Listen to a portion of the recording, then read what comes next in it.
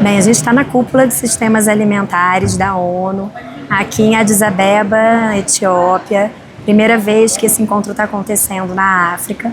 Começou no sábado, quer dizer, na verdade no domingo, mas no sábado a gente teve um pré-evento organizado pela Fundação Rockefeller sobre alimentação escolar regenerativa, ou alimentação escolar provida, né, de alimentos feitos de forma ecológica. Esse encontro foi organizado no âmbito aqui da cúpula, contou com a participação de diversos governos, inclusive o governo do Brasil, para trazer exemplos daquilo que tem acontecido no mundo, mas também de representantes da academia e de organizações, assim como o Comedor da Manhã e o Regenera, que estão trabalhando na ponta para, de fato, fazer a alimentação escolar acontecer de forma mais ecológica ou agroecológica, como a gente prefere chamar, em diversos lugares. Você gostou? Achei muito legal. Na real, assim, o que eu estava esperando era que fossem falas mais de caráter de troca de outros com relação a outros países, mas acho que dá para dizer que as experiências do Brasil foram as mais ressaltadas ao longo do evento todo. Das mais referenciadas. Das mais referenciadas, principalmente, acho que a partir da apresentação no início do nosso Ministério das Relações Exteriores, todo o setor de segurança alimentar e nutricional, as políticas relacionadas com o Ministério do Desenvolvimento Social. E é óbvio, a gente consegue ver que a infraestrutura instalada para a alimentação escolar no Brasil é sui generis por causa da escala do país, por causa do que a gente já conseguiu ao longo dos anos e da participação social, mas que também tem muita coisa para falar em termos de mudanças, melhorias, alinhar tudo isso com o clima, com biodiversidade, com outras agendas que são mais recentes ao desenho institucional do PNAE, né? Então, você achou que faltou alguma coisa? Não, eu achei que foi interessante, talvez eu não esperava tanto que fosse troca de experiências, assim, é claro que isso era importante, mas como ele foi um evento organizado junto com a Coalizão da Alimentação Escolar, me pareceu que havia realmente um interesse em criar um momento global pela causa da alimentação escolar agroecológica. Então, pela primeira vez a gente teve algumas coalizões sentando juntas para um determinado assunto. Deixa eu só dar um parênteses aqui. As coalizões, elas foram lançadas justamente na primeira cúpula de sistemas alimentares da ONU em 2021. Foi um produto daquela cúpula. Muitas coalizões foram lançadas, muitas falharam. Talvez a coalizão da alimentação escolar tenha sido a coalizão que mais deu certo no sentido de engajamento de governos nacionais a partir de então, que é uma coalizão que é liderada pelo governo brasileiro. E como a agenda da alimentação escolar ecológica, ela diz respeito tanto à coalizão da alimentação escolar, quanto à coalizão da alimentação saudável, quanto à coalizão da agroecologia, eu acho que foi muito interessante aquele momento que os três sentaram juntos, não acha?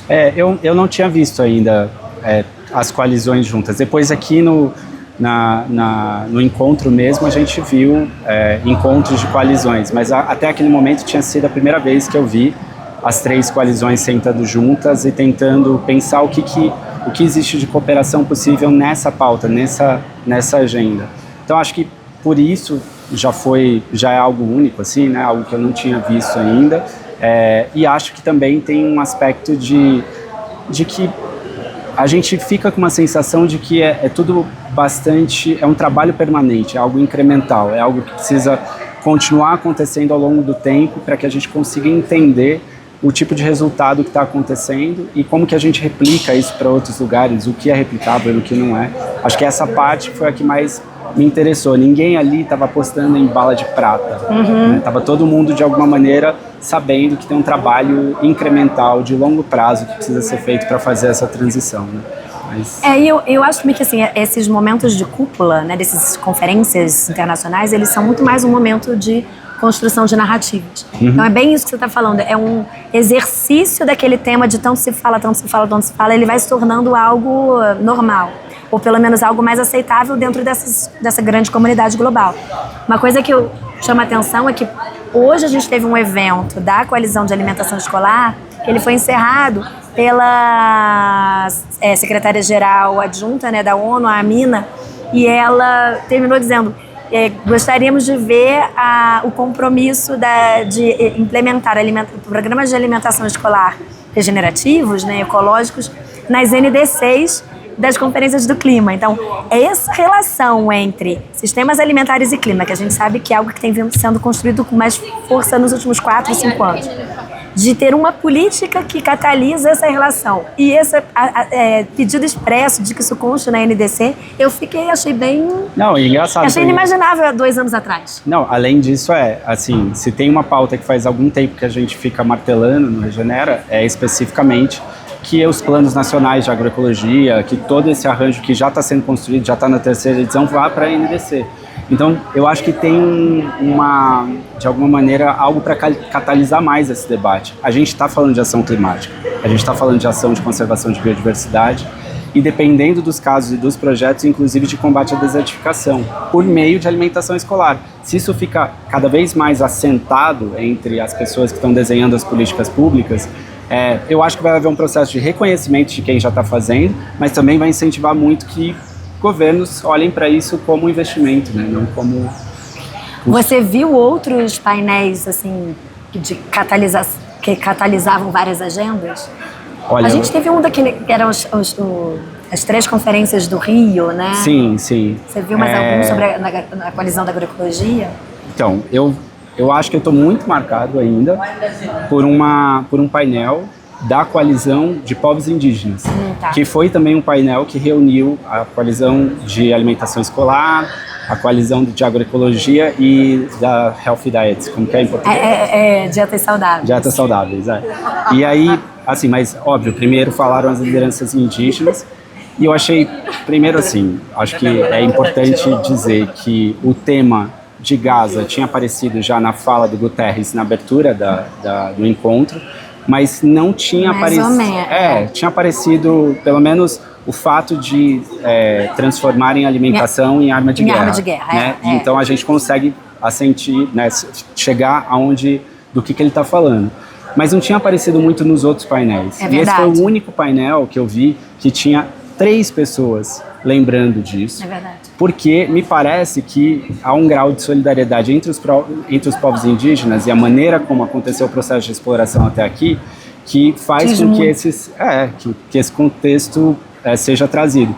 Mas o que eu mais gostei mesmo era que todo mundo que estava ali estava falando de experiências tortuosas, difíceis de trazer de volta sistemas alimentares indígenas, e o Brasil era rigorosamente o único país que tinha experiências concretas de políticas públicas apontando para isso. Então, eu acho que essa é uma das coisas que é legal de ver de fora, porque às vezes você está vendo ali no cotidiano e você não entende o quanto inovador é esse aspecto, de você tirar a barreira sanitária para que os povos indígenas possam se alimentar como eles se alimentavam tradicionalmente. É uma questão bem pragmática que resolve a implementação da política pública, que é sempre a questão. Falando também em políticas catalisadoras, acho que um tema dentro da agenda alimentar urbana, um tema também que ficou bem forte aqui foi o tema dos mercados, ou como o investimento em mercados, sejam os mercados públicos, mercados tradicionais, mercados diretos do produtor, mercados de rua, feiras de rua, como essa também é uma política catalisadora de diversas agendas. Então, esse também foi um evento em que participaram várias coalizões e alianças, uma presença muito grande do governo italiano nessa agenda e também dos governos, ou pelo menos de participação de cidades africanas e de cidades da Ásia, nessa discussão sobre o quão relevante é ou não para a transformação de sistemas alimentares. Eu gostei muito dessa fala, mas às vezes para transformar sistemas alimentares você tem simplesmente que manter as coisas do jeito que elas são, resgatar aquilo que pode sofrer transformação. E se falou muito isso sobre os mercados tradicionais. Por favor, vamos mantê-los e não acabar com eles como o Norte Global fez, né? Uhum. E no Sul Global a gente ainda tem muito, porém, acho que ainda muito sujeito a um desafio atual, que é da gentrificação desses espaços. Uhum. E a gente ainda ainda tem que se discutir muito ou inovar muito em política pública para que a gente encontre modelos de programas de mercados públicos ou de mercados de rua, etc., que realmente promovam acesso à alimentação saudável e não enviesem para uma gentrificação da alimentação. Principalmente com o que foi anunciado na SOF sobre o valor dos alimentos em nível global, né? Que é a grande preocupação agora. Quando a gente fala da alimentação saudável, a gente sabe que tem ainda mais variáveis relacionadas com preço, com valor e acesso. Então, continua sendo um tema central. Mas agora, eu queria só mencionar, porque realmente me marcou muito, foi uma das primeiras falas na plenária inicial do Guterres, Aliança Global contra a Fome e a Pobreza, agroecologia, que a alimentação não seja usada como arma de guerra e apontando os sistemas alimentares como uma agenda de paz, que é um aspecto que até aqui não estava como uma camada tão presente, né, nos outros encontros. E assim, eu gostei especialmente porque a gente está muito conformado pela discussão que acontece em clima. E na discussão climática é triste ver que soberania alimentar é palavrão. E aqui, assim, vamos dizer a real, popularizou. Né? Aqui assim... Virou pop. O governo da Itália está longe de ser um governo progressista. E ele mencionou soberania alimentar na sua fala inicial. Essa cúpula, ela é sediada pela Etiópia, mas ela é co-sediada, enfim, pelo governo da Itália. Então, o governo da Itália, desde a primeira cúpula, ele vem sempre se colocando muito à frente desse debate. Então, a abertura ela é feita oficialmente pelo governo sede, né, daqui, o governo da Etiópia, e pelo governo italiano. Quem veio representar a Itália foi a primeira-ministra Giorgia Meloni. Na fala dela, é isso que o Fabrício está trazendo, na fala dela, ela falou claramente da importância de se defender a soberania alimentar, e todo mundo sentou e olhou, hã? A Itália falando de soberania alimentar. Mas isso diz tudo com o cenário que a gente vive hoje. E é isso. E o Guterres mencionando a agroecologia, que é uma agenda que está desde a COP12, na COP Biodiversidade, mas na COP do Clima, barram a entrada. Barram, assim, há mecanismos de não deixar essa agenda entrar. Isso, aí você vê o quanto a agenda climática desconhece o melhor setor da discussão de sistemas alimentares, o quanto a gente precisa levar essa agenda para lá também, né? Então, acho que esses eventos tornam possível essa compreensão de o que já é possível falar, em quais contextos, e sempre dá para avançar um pouco mais, né? Porque quem estava falando, Guterres não é alguém que acabou de começar a participar desses eventos, ele é uma pessoa que está na ponta do processo. Secretário-geral da ONU. Exato. Nessa lógica também sistemas alimentares como lugar de paz, eu fiquei muito impactada com a fala que eu ouvi da cidade de Trípoli, Líbano, apresentando justamente isso. O mercado do agricultor de Trípoli como lugar onde as diferenças se erodiam, as barreiras humanas, né, inventadas pelo homem se erodiam, e se podia ter paz dentro de um território extremamente acostumado com os conflitos e com os conflitos armados.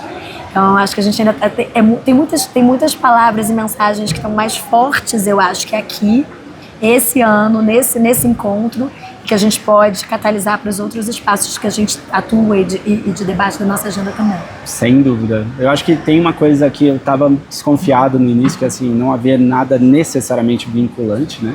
Mas parece que assenta lugares de discussão, e aí torna possível que os governos possam falar sobre esses assuntos de uma maneira mais tranquila, né? Acho que quando a gente está falando desses temas em específico, é isso, você está abrindo caminho para que essa discussão aconteça, né? Meu takeaway. É isso. Foi muito bom. Valeu, gente. Claro.